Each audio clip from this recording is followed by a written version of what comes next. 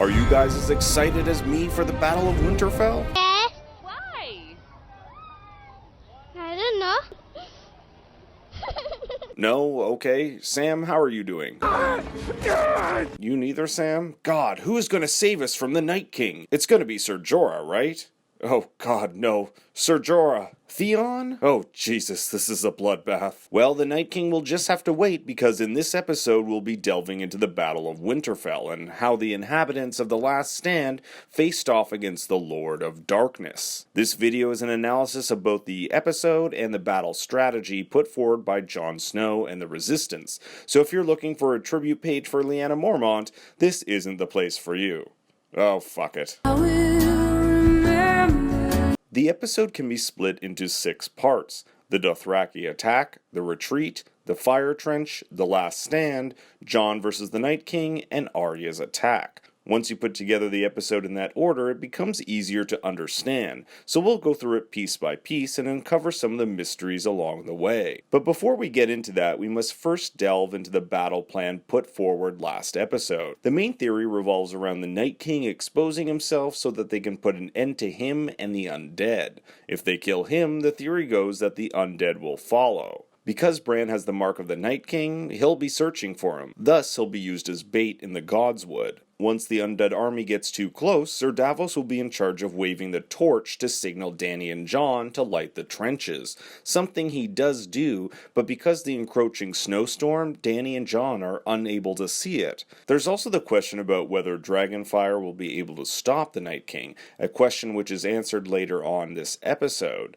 Dany using Dragonfire against the Night King, according to Bran, makes this the first time anyone has tried such tactics against the Night King. The first part of the battle plan is the Dothraki attack. There's a great long shot, almost 2 minutes long, that starts with Sam as he ventures throughout Winterfell, and we see the Unsullied preparing, citizens prepping for the crypt, Lyanna gathering her forces, Tyrion preparing, and Bran being shipped to the weirwood tree by Theon and Alys Karstark. The troops fall into place as a calm draws over the crowd. The anticipation of battle is palpable throughout all the combatants, and I love how Podrick, Brienne, and Jaime are side by side. Even Gendry and the Hound make their way to the front with Edison and Sam. And look, even Captain Friendzone has made his way to the front line. Okay, I should actually stop with the friendzone jokes because Jorah is badass and, I'm getting ahead of myself. But perhaps the most surprising reveal is the appearance of Melisandre, who asks Jorah if he speaks the Dothraki tongue. She tells them to lift their swords so she can bless them with the power of light, making their blades flame like Beric Dondarrion's.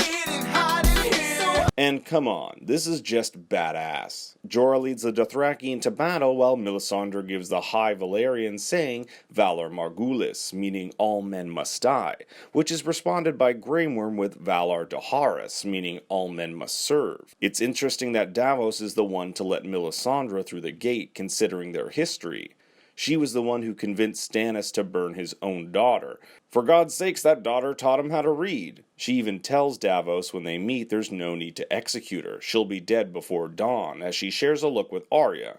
Both women have banged Gendry. And hint hint, Melisandre will be dead before dawn, literally. The Dothraki commence their attack into the darkness, which can be seen through their flaming cutlasses. As Dany and Jon watch on, they see the lights of the swords die out. The Dothraki, in the blink of an eye, are completely destroyed. That's like 8 seasons of building this army, gone in 2 minutes. What a start! This leads us into the second part of the Battle of Winterfell, the retreat,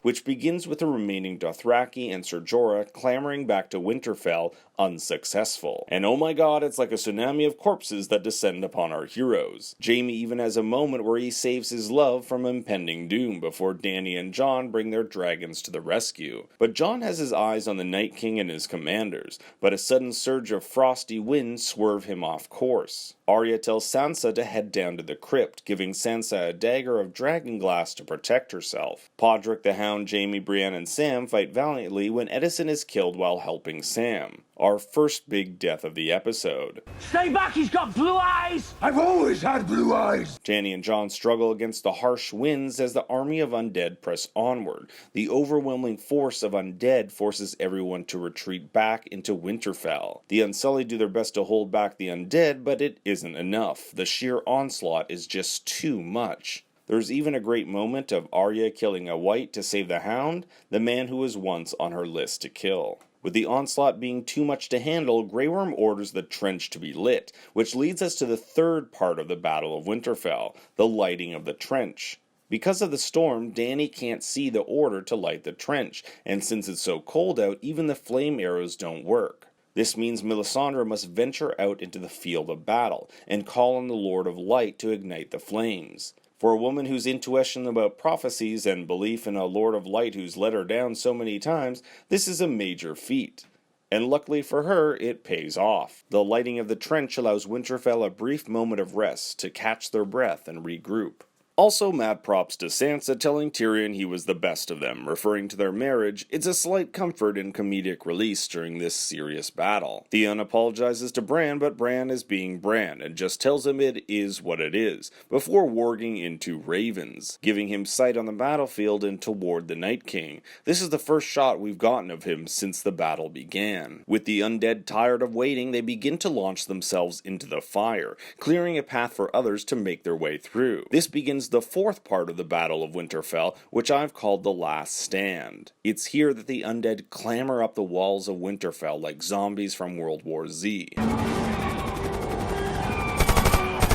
The pile and pile upon each other, making the need for ladders completely useless. I mean, come on, just look at this onslaught. Our heroes make a desperate last stand, but the sheer amount of undead makes it impossible to overcome. They literally rain down on Winterfell like a scourge, but before it's over, Arya is given a moment to shine, completely obliterating everything in her path with the spear Gendry made her. Aw, romantic. And look at this move, Arya literally tumbles over a horde of zombies like a friggin' ninja. It's only Arya's will to survive that sparks the Hound to rejoin the battle. He's been suffering from some sort of PTSD, but snaps out of it at the sight of Arya. And let's all pay our respects to Lyanna, who takes on a friggin' giant but gets squished in the process. Not before taking him out, of course. It's a rough night for House Mormont. In the air, Dany and Jon are overwhelmed by the Night King and his dragon, while Arya creeps through the halls of Winterfell, swerving past zombies like Usain Bolt. It's a bit ironic that Arya is saved by Beric Dondarrion,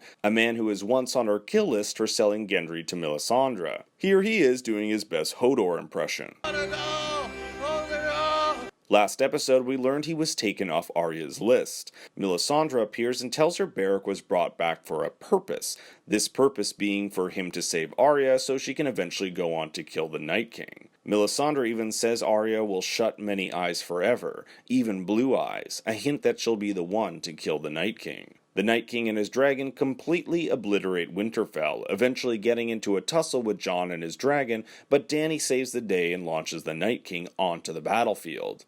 This leads us to the fifth part of the battle, Jon versus the Night King. It begins with Dany lighting the Night King on fire to no avail. Apparently the Night King can withstand a dragon's flame, but now it's Jon's time to shine. If a dragon can't kill the Night King, surely Jon's blade can. But before Jon can get a jab in, the Night King pulls the same move he did in Hardhome by resurrecting the dead bodies around him. It looks like Jon is shit out of luck. Not only that, but the dead bodies in Winterfell, including Lyanna and Edison, resurrect as well. And let me just say, whoever's in charge of cleaning up bodies after this battle is in for one hell of a job. Even the bodies in the Stark crypt emerge from their tombs. And now it's Theon's time to shine as he tries to make amends for the crimes he committed against the Stark family.